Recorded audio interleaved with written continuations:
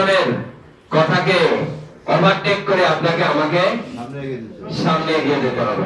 Yes কি রাজি আছি? ইয়েস নতুন করে শুরু করতে চাই। ইয়েস আলহামদুলিল্লাহ এ পর্যায়ে যিনি কাজটা করার কারণে আজকে সারা বাংলাদেশে প্রায় 40টা ব্যক্তির অধিক 40+ কোম্পানির সর্বোচ্চ পদবী কোম্পানির সিপিএস কাউন্টার রেজিস্ট্রার স্যারের মাধ্যমে যিনি আমাদের এই কোম্পানির অ্যাডভাইজার ট্রেনার কোম্পানির সিপিএস কাউন্টার রেজিস্ট্রার কাজী শরীফ স্যার স্যারের জন্য প্রত্যেকের হাত থেকে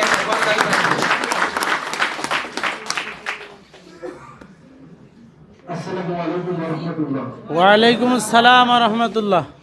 প্রত্যেকের কাছে কি আমার সালাম পৌঁছেছে? Yes sir. তো আমি কাজী শরীফ, আপনারা যারা সামনে আছেন সবার মঙ্গল কামনা করে আমার দু একটা কথা আলোচনা করতে চাই। তো সাধারণত আমার একটা অভ্যাস, আমার সিনিয়র যে নিয়ামুল বাসার স্যার আর রুহুল স্যার, ওরা কথা বলার পরে আমার কথা বলার ইচ্ছা প্রকাশ করে না। এটা আমার আগে থেকে একটা অভ্যাস। সিনিয়রদের কথা বললে আমি যদি কথা বলি এটা অসুন্দর হয়, বক্তা হিসাবে ট্রেনার হিসাবে এটা আলাদা বিষয়। তারপর যাই হোক দিয়েছে, যেহেতু আপনাদের সাথে পরিচয় হওয়ার জন্য সামনে আসলাম। তো আমি কাজী শরীফুদ্দিন, যেটা মনে আছে আপনাদের সামনে যে এতগুলা লোক দেখতেছি, এতগুলা লোক দেখার পরে আমি আমার পিছনের কথা স্মরণ করলাম। আমি কিন্তু এরকম আপনাদের মধ্যে একজন শ্রোতা হিসাবে, একজন মানে নিউ কামার হিসাবে আমি কোম্পানিতে এসেছিলাম। তখন আমি চাকরি করতাম, চাকরি 2003 সালের শেষের দিকে, 4 সালের প্রথম দিকে।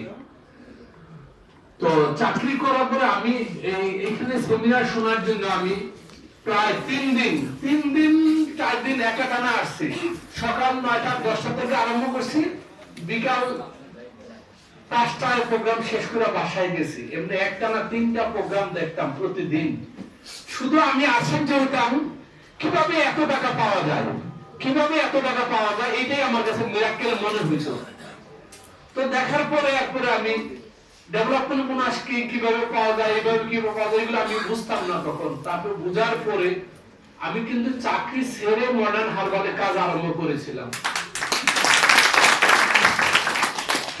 তখনও আমার পরিবার, আমার ওয়াইফ, আমি ঢাকা বসবাস করতাম একটা বাসা ভাড়া নিয়ে, এখনো আছি ঢাকা। তো মজার বিষয় হয়েছে, যেই মাসে আমি চাকরি ছাড়ছি ওই মাসের বোনাস আসছিল কোম্পানি থেকে 175 টাকা। আলহামদুলিল্লাহ। তো দ্বিতীয় মাসে আমি চাকরির দ্বিতীয় মনে আছে আমার বোনাস আসছিল 3050 টাকা। তখন আমার কিন্তু প্রথম কন্যা সন্তান হয়। 3050 টাকা, তৃতীয় মাসে 1850। তো এটা নিয়ে অনেক চ্যালেঞ্জ না? অনেক চ্যালেঞ্জ। অ্যাকচুয়ালি আমি দেখেছিলাম মডার্ন থেকে নিজের স্বপ্ন গড়া যাবে, এর জন্য কিন্তু আমি চাকরি ছেড়ে আরম্ভ করছি। আজকে প্রায় 45টা প্লাস সিপিএস আমার টিমে আছে। ইয়েস। আপনাদের অনেকের চেহারা আমি চিনি না, কিন্তু অবাস্তব হলে সত্য, আপনারা আমারই টিম সন্তান, টিম বা সন্তান, বা আমরা একসাথে মিলে সবাই কাজ করি। ইয়েস। আমি রংপুর যখন প্রথম গিয়েছিলাম, আমি এবং আলী ভাই, আমরা যে জাহাজ কোম্পানির মোড়ে গিয়ে নেমে আমাদের সুব্রত দাদা হয়তো আপনারা অনেকে চিনেন বা দাদাকে আমরা রিং করছি, করার পরে দাদা আসছে, তিনজনে একসাথে মিলে সকালে নাস্তা করছি। এই কিন্তু আপনাদের বীজ বপন রংপুরের মাটিতে।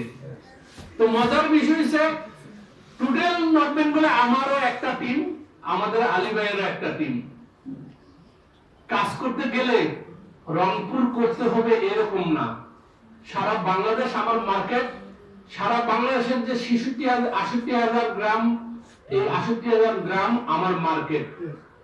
আমি যেটা মনে করব, আপনারা যেটা মনে করবেন কাজ করতে, যে আপনি যখন একটা টিম তৈরি করবেন কোন এলাকায়, আপনার ওই টিমের জন্য বাকি জায়গাটা ছেড়ে দেবেন, যাতে ও কাজ করতে পারে ওই এলাকায়। কারণ আপনি যদি একটা থানায় যদি আপনারই 5টা টিম করেন তাহলে আপনার ডাউনলাইন কি করবে? আপনি এত ছোট ডাউন করেন মার্কেটটা। আমি যেটা বরাবর প্রত্যেককে বলি, যে উপজেলায়, যে থানায়, যে ডিস্ট্রিক্টে আপনার কোন টিম সৃষ্টি হয় নাই, ওই জায়গাটাকে মনে করবেন আমার মডার্নের কাজ এখনো যায় নাই এখানে। ইয়েস। কারণ আমার না গেলে মডার্ন কোথায় গেল?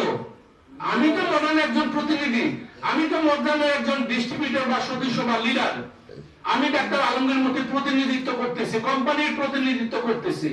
এই জন্য যে উপজেলায়, যে ডিস্ট্রিক্টে, যে গ্রামে বা যে থানায় আমার একজন লোক অ্যাসোসিয়েট সৃষ্টি হয় নাই, ওখানে ভাবতে হবে মডার্নের এখনো দাওয়াত পৌঁছায় নাই। ইয়েস। ঠিক আছে কথাটা?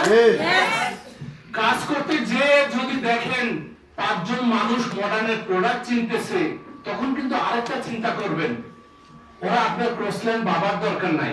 ভাববেন আমি আসার আগে মডার্নের যে কথাগুলা মানুষের সাথে আমি প্রচার